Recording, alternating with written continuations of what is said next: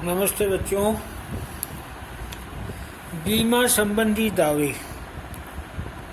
हालांकि ये बीमा विषय से पूरी एक किताब आप अपने कोर्स में पढ़ेंगे, लेकिन लेखांकन के दृष्टिकोण से भी हमें बीमा को डिस्कस करना पड़ रहा है।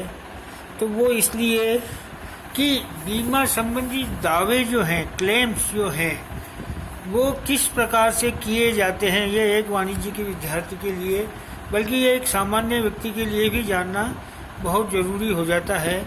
क्योंकि जो बीमा आज जिसका अगर आपने देखा होगा कि बीमा आग्रह की विषय वस्तु है ना। एक ये LIC का जो वाक्य है, मेरा मानना है कि बीमा आग्रह की विषय वस्तु नहीं बल्कि जीवन की ज़रूरत है। और आज कोरोना काल में तो इसका महत्व कितना बढ़ गया, आप और हम सब देख ही रहे हैं। तो हमें ये जो इस विषय को जो पढ़ना है, उसमें हमारी जो मुख्य यह है कि जब कभी एक व्यवसायी को किसी ऐसी घटना का सामना करना पड़ जाए जिसके कारण उसे व्यवसाय में बहुत अधिक हानि होने की संभावना हो। आमतौर पर ऐसी जो प्राकृतिक घटनाएं हैं जिसके अंतर्गत आग है, बाढ़ है, भूकंप है, दंगा है या अन्य किसी प्रकार का कोई ऐसा नुकसान जिसके कारण एक व्यवसायी को अपनी संपत्तियों का, अपने माल का या अन्य प्रकार से कर्मचारियों का या किसी प्रकार का कोई समस्या उत्पन्न हो जाए, इसके कारण तो बीमा अलग अलग तरह की सुरक्षा प्रदान करता है। ये अपन पढ़ चुके हैं। इस चैप्टर में हमें उन दशाओं का अध्ययन करना है जबकि एक व्यवसायी को अपने व्यवसाय में संपत्तियों या स्टॉक आदि की हानि हो जाती है, तो उस स्थिति में वह बीमा की राशि कैसे क्लेम करेगा, किस प्रकार उसे उस प्रक्रिया के अंतर्गत क्षतिपूर्ति प्राप्त होगी। तो ये इस चैप्टर में अपन आज पढ़ेंगे। सबसे पहले तो आप ये कह रहा है कि बीमा का उद्देश्य क्या है। व्यावसायिक जोखिमों को न्यूनतम करना। जो रिस्क है वो कवर कर रहा है और रिस्क को कवर करने के लिए ही वह बीमा ले रहा है। इसलिए बीमा कंपनी का महत्व बहुत अधिक बढ़ जाता है। यानी जोखिमों को न्यूनतम करने के लिए बीमा अपने आप में रामबाण दवा का काम कर रहा है। और आजकल तो बैंक या अन्य जो ऋण प्रदान करने वाली संस्थाएं भी है, वो भी ऋण तभी देगी जब व्यवसायी अपनी संपत्तियों का पूर्ण रूपेण बीमा करवा लेगा। अग्नि या अन्य दुर्घटना की दशा में व्यवसायी को हानि का आकलन कर बीमा कंपनी को दावा प्रस्तुत करना पड़ता है। तो इस अध्याय के अंतर्गत इन 3 प्रकार की हानियों के अंतर्गत अपन दावे किस प्रकार प्रस्तुत किए जाते हैं उसका अध्ययन करेंगे। पहला है लॉस ऑफ स्टॉक की हानि। दूसरा परिणामी हानि कॉन्सिक्वेंशियल लॉस। तीसरा है व्यापक बीमा कॉम्प्रिहेंसिव इंश्योरेंस। पहला स्टॉक की हानि का दावा। चूंकि कॉन्ट्रैक्ट ऑफ इंडेमनिटी है यानी क्षतिपूर्ति का अनुबंध है, तो क्षतिपूर्ति कौन करेगी? बीमा कंपनी करेगी। तो पहले हम अग्नि बीमा को डिस्कस कर रहे हैं। तो आग से कोई भी हानि हो रही है तो उसकी जो पूर्ति है वो वास्तविक हानि तक ही की जाएगी, चाहे बीमा पॉलिसी की राशि उससे अधिक ही क्यों न हो।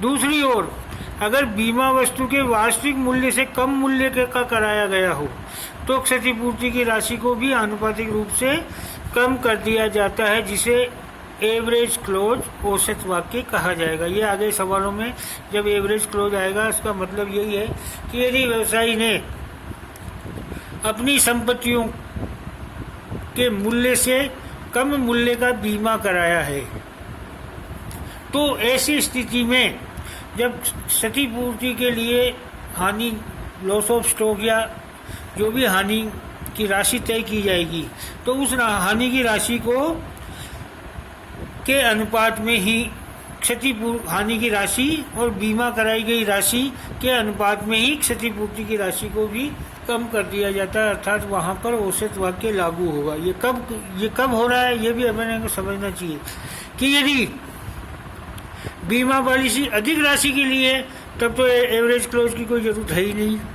लेकिन जितना नुकसान आप बता रहे हो और उससे कम का आपने बीमा कराया है, तब ये एवरेज क्लोज लागू होगा। और ये इसको निकालने के लिए 3 स्टेप्स हैं, उन तीनों स्टेप्स को हम क्रमशः डिस्कस करेंगे और बेसिकली जो प्रैक्टिकल सवाल होंगे वो इसी के आधार पे आगे अपन करेंगे। तो देखिए, सबसे पहला तो प्रथम चरण में 2 पार्ट है हमारे ए और बे कि वास्तविक मूल्य का निर्धारण। वास्तविक मूल्य का निर्धारण कब होगा? अगर व्यवसाय में स्टॉक संबंधी लेखे रखे जाते हैं तथा वे पूर्ण रूप से सुरक्षित है तो उनके आधार पर स्टॉक का मूल्य निर्धारण आसानी से किया जा सकता है। अर्थात आग तो लगी, लेकिन उस आग के में जो लेखे हैं स्टॉक संबंधित, उनका नुकसान नहीं हुआ और वो सुरक्षित है। इसके साथ ही वो कब काम में आएंगे? जब स्टॉक संबंधी लेखे पूर्ण रूप से रखे जाते हैं। अगर आपने कॉस्टिंग में पढ़ा हो, कॉस्ट ऑडिट भी पढ़ी हो और कहीं आपको ध्यान में आ रहा हो भौतिक गणना एवं निरंतर गणना विधि, परपेचुअल सिस्टम, तो वो हालांकि वो कॉस्टिंग में हमने उसको पढ़ा था सामान्य जो एक निर्माणी संस्था उसके भंडार में मटेरियल चैप्टर के अंतर्गत। अगर आप चाहें तो रेफरेंस के लिए देखना चाहें, पुरानी किताब अभी भी पड़ी होगी आपके पास, आप देखना चाहें तो उसको कॉस्ट जो स्टॉक ऑडिट है उसको आप और एक बार देखें, तो उससे आपको समझ में आएगा कि स्टॉक संबंधी लेखे कैसे रखे जाते हैं, किस प्रकार एक भौतिक गणना एक निश्चित समयावधि पे की जाती है और बिल कार्ड और स्टोर्स लेजर के बैलेंस का मिलान भौतिक सत्यापन के द्वारा किया जाता है। तो अगर ऐसी कोई व्यवस्था व्यवसाय में है, निर्मित माल के स्टॉक या कच्चे माल के स्टॉक के संबंध में कोई ऐसी अच्छी व्यवस्थाएं की गई है और उनसे संबंधित लेखे भी सुरक्षित है, तो वास्तविक मूल्य का निर्धारण करने में कोई परेशानी व्यवसायी को नहीं होगी। ठीक, लेकिन आमतौर पर ऐसा होता नहीं है। तो दूसरी जो है अनुमानित मूल्य का निर्धारण, वो किया जाता है। ये प्रोसेस अगर व्यवसाय में स्टॉक संबंधी लेखे नहीं रखे जाते या अग्नि से नष्ट हो गए हैं तो उस दशा में हमें किसकी मदद लेनी पड़ेगी? मेमोरेंडम ट्रेडिंग अकाउंट बनाने के और अग्नि से तुरंत पूर्व के स्टॉक का अनुमानित मूल्य निर्धारित करना पड़ेगा। ऐसे स्टॉक को ही हम बीमा योग्य राशि, इंश्योरेबल अमाउंट भी कह सकते हैं। मेमोरेंडम ट्रेडिंग अकाउंट की मदद से जो अपन आग लगने से तुरंत पूर्व के स्टॉक की राशि का निर्धारण करेंगे या अनुमानित मूल्य ज्ञात करेंगे, वही हमारा इंश्योरेबल अमाउंट भी होगा। अब इसके लिए आगे प्रोसेस क्या है मेमोरेंडम ट्रेडिंग के लिए कि वित्तीय लेखा पुस्तकों तथा अन्य साधनों से यथा बिक्री कर विवरणी, पूर्तिकर्ताओं के बीजक आदि से निम्नलिखित सूचनाएं ज्ञात करनी पड़ती। सबसे पहले ओपनिंग स्टॉक लेखा वर्ष का, फिर लेखा वर्ष से आग लगने की तिथि तक की क्रय तथा क्रय वापसी की राशि, परचेज और परचेज रिटर्न। और इसी के साथ यदि जो माल क्रय किया गया उसका अन्य प्रयोगों में कहीं इस्तेमाल हुआ है, जैसे आहरण, धर्मादय में माल दे दिया, मुफ्त नमूनों के रूप में वितरण दे दिया, या माल की प्रकृति ऐसी है कि उस व्यवसायिक संस्थान की में ही किसी संपत्ति के निर्माण में प्रयोग ला दिया गया, तो उसको भी हम मेमोरेंडम ट्रेडिंग अकाउंट के डेबिट साइड में जैसे जब परचेज रिटर्न घटाएंगे तो उसके साथ साथ घटा देंगे। फिर थर्ड है लेखा वर्ष के आरंभ से आग लगने की तिथि तक की विक्रय तथा विक्रय वापसी की राशि, इसको भी हम क्रेडिट साइड में दिखाएंगे और सेल्स को दिखाकर सेल्स रिटर्न की राशि कम कर देंगे।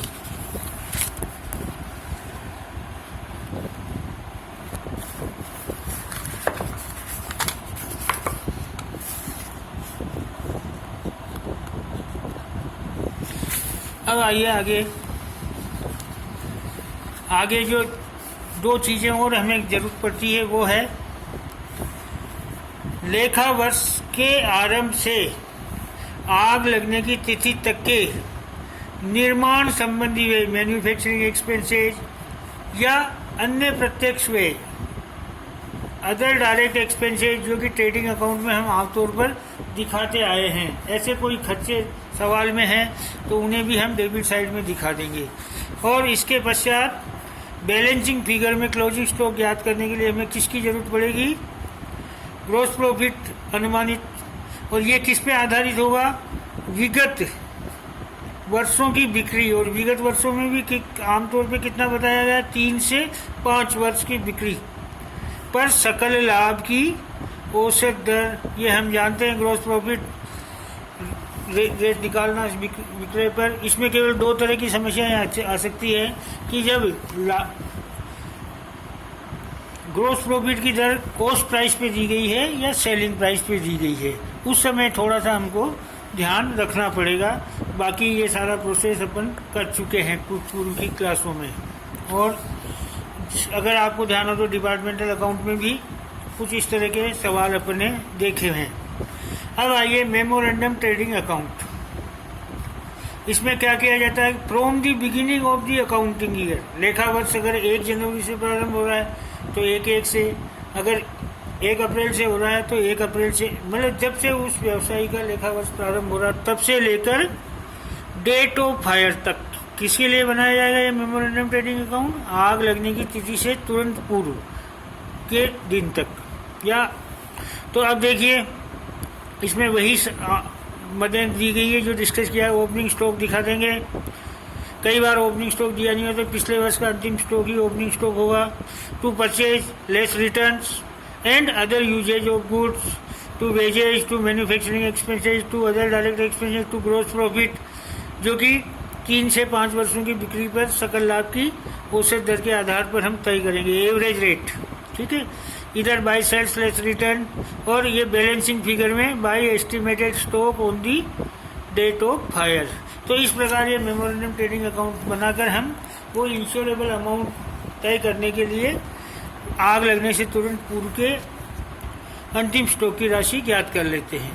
अब आगे इसके बाद आइए, इसमें कुछ महत्वपूर्ण बातें भी दी गई है, हालांकि सवाल के हिसाब से हमें इन चीज़ों को अप्लाई करना होगा, लेकिन क्योंकि थ्योरेटिकल एस्पेक्ट्स है तो ये सारे बताए गए हैं। कि सकल लाभ की दर का औसत ज्ञात करना, ये ऊपर भी बताया जा चुका है कि औसत दर के आधार पर हम मेमोरेंडम ट्रेडिंग अकाउंट में ग्रॉस प्रॉफिट की राशि तय करते हैं। लेकिन ये कह रहा है कि अगर पिछले वर्षों के लाभों में कोई एक निश्चित प्रवृत्ति, चाहे वो लाभों के बढ़ने की हो चाहे घटने की हो, इस प्रकार की देखी जाती है तो उसके अनुसार भी हम सकल लाभ की दर को समायोजित करेंगे और उसके संबंध में टिप्पणी दे देंगे। जैसे उदाहरण के लिए कह रहा है आपको कि 15, 16, 17 में सकल लाभ का प्रतिशत 30, 25 में 20 था, यानी 5% रेगुलरली गिरावट देखने में आ रही है। तो अगले वर्ष 2018 के लिए सामान्य औसत यदि निकालेंगे तो वो आएगा 30 + 25 + 20, अर्थात 45 और 30, 75 में 3 का भाग देंगे तो 25 आएगा। लेकिन यहाँ पर 25% औसत लेंगे तो ये कह रहा है कि अगर ऐसी कोई निश्चित प्रवृत्ति दिख रही है तो 25% औसत को लेकर अगर लाभ तय करेंगे तो हो सकता है बीमा कंपनी वाले आपत्ति करेंगे, तो ऐसी दशा में 15% लेना अधिक उपयुक्त होगा। ठीक है, फिर इसी तरह सकल लाभ की औसत दर का लागत पर दिया जाना, ये अपन डिस्कस कर ही चुके हैं। अगर लागत पर दी गई है तो किस प्रकार उसको विक्रय मूल्य पर हम कन्वर्ट करेंगे दर को, या इस फॉर्मूले से भी अपन कर सकते हैं। उसको जब सवाल आएगा तो अपन दोनों तरीके से मैं आपको समझाऊंगा कैसे ज्ञात किया जाता है।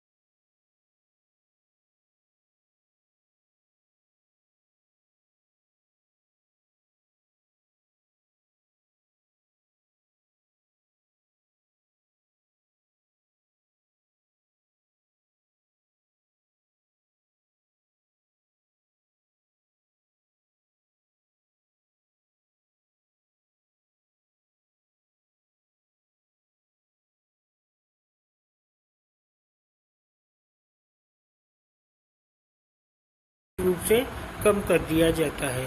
तो ये एक सिंपल सा प्रोसीजर है जिसके आधार पर हम आगे उसके सवाल देखेंगे। आज इसको यहीं पे क्लोज कर रहे हैं। अब अगला जो वीडियो है वो प्रैक्टिकल सवालों के माध्यम से समझेंगे।